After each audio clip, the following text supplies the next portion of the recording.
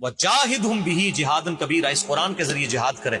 قرآن میں تو ظاہر ننگی توحید ہے نا میرے بھائی. پھر بالکل جیسے ننگی تلوار ہے نا لشکتی ہوئی، اس طرح توحید ہے. وہ کافر.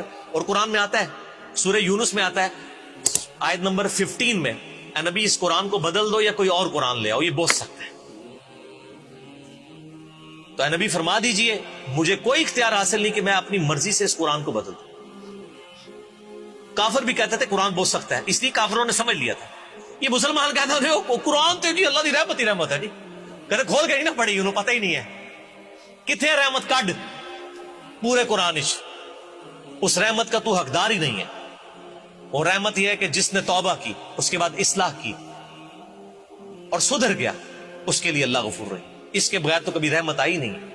جھوٹ بولے آپ سے لوگ. اسی لیے جو قرآن پڑھتے ہیں نا، میں آپ کو بتاؤں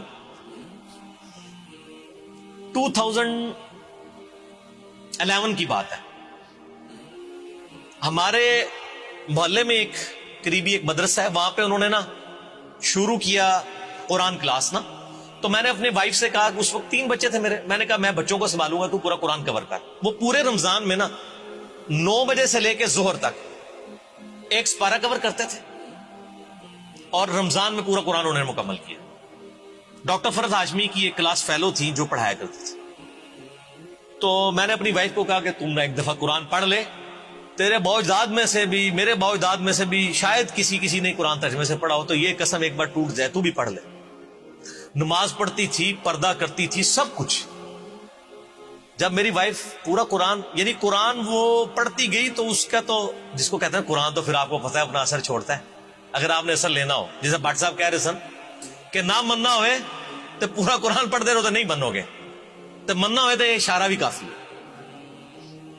تو میری بیوی سے میں نے پوچھا کیا تم نے لرن کیا؟ اس نے کہا جی میں نے صرف ایک چیز لرن کی ہے کہ جس اللہ کا تعارف مجھے میرے ماں باپ اور اس معاشرے نے کروایا تھا اور میرے علماء نے، وہ اللہ قرآن والا نہیں ہے، قرآن والا اللہ کوئی اور ہے. میں نے کہا کیوں؟ کہتی قرآن تو بڑا ڈڈ ہے، اللہ تو بڑا ڈڈ ہے، وہ تو بالکل کمپرومائز کرنے کے لیے تیار نہیں ہے. وہ تو کہتا ہے جو ایسے چلے گا وہ ٹھیک، نہیں چلے گا ایسی کی تیسی کر دوں گا اسے. وہ تو پیغمبروں کو بھی کہتا ہے قل انی اخاف ان عصیت ربی عذاب یوم عظیم. اے نبی تم بھی فرما دو بالفرض اگر میں نے بھی اپنے رب کی نافرمانی کی تو بڑے دن کا عذاب مجھے بھی آ پکڑے. یہاں تو کہتے ہیں ہمارے بزرگ اتنوں کو بخشوا لیں گے. واقعی جو قرآن اور سنت کا رب ہے وہ اور ہے، جس کو انڈیا، پاکستان، بنگلہ دیش اور افغانستان کے لوگوں نے، ان کے بزرگوں نے جو تعارف کرایا وہ اس قرآن حدیث میں نہیں ہے. وہ اسی طریقے سے ہے جیسے کوئی بڑی نانی اماں کا تعارف کروا دیتا ہے نا، اس طرح کا تعارف کروایا وہ لے کے چلے. انشاءاللہ مولا علی کا جو قول ہے نا کہ انسان سویا ہوا مرتے ہی جاگ اٹھے گا. کیوں؟ یہ کیا ہو گیا؟ اصل زندگی تو یہ تھی، اس وقت جاگنے کا فائدہ نہیں ہے. یہ جو تعارف یہ کہ وہ اللہ نے ساڑی نمازہ نہیں چاہیے. اللہ نے کہیں قرآن میں کہا ہے مجھے تمہاری نمازیں نہیں چاہیے؟ اللہ نے تو قرآن میں کہا ہے کہ وَأَقِيمُوا الصَّلَاةَ وَلَا تَكُونُوا مِنَ الْمُشْرِكِينَ، نماز قائم رکھو اور مشرکوں میں سے نہ ہو. صحیح مسلم 246 نمبر حدیث ہے. نبی صلی اللہ علیہ وآلہ وسلم فرمایا بندے کے کفر اور اسلام کے درمیان فرق نماز ہے. سر آپ کو اللہ اور اس کے رسول کا تعارف نہیں عز وجل و صلی اللہ علیہ وآلہ وسلم، تو موجہ مارو. عقل نہ ہوئے تھے موجہ ہی موجہ، لیکن دنیا میں آخرت میں کٹا ہی کٹا. اتنے موجہ ہی موجہ، اتنے موجہ کٹو گے اتنے اللہ کٹے گا. تسی موجہ کٹ لو. عقل ہوئے تو سوچیں ہی سوچا، عقل ہوگی تو آپ سوچیں گے.